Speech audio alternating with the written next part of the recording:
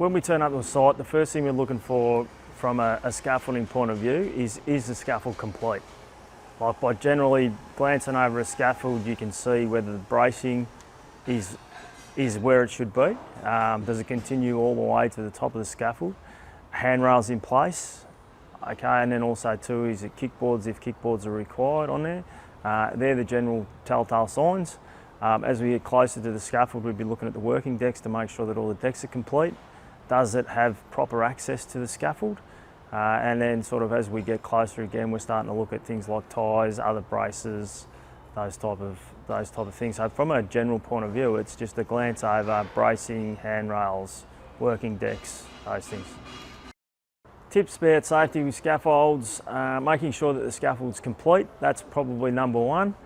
So checking all your working decks, making sure they're complete. There's no areas where you could fall or objects could fall through. Making sure all handrails, guardrails are all in place. Mid rails, kickboards or toe boards are in place as well.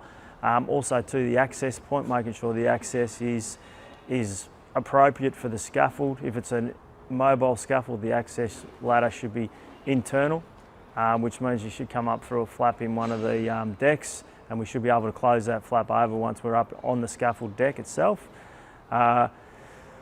From a placement point of view, if you need to work or lean outside of the guardrails off the scaffold, then generally the scaffold is not appropriate for the task that we're doing. So maybe we need to either shift the scaffold or we need to find another way of doing the task. Also too, a scaff tag.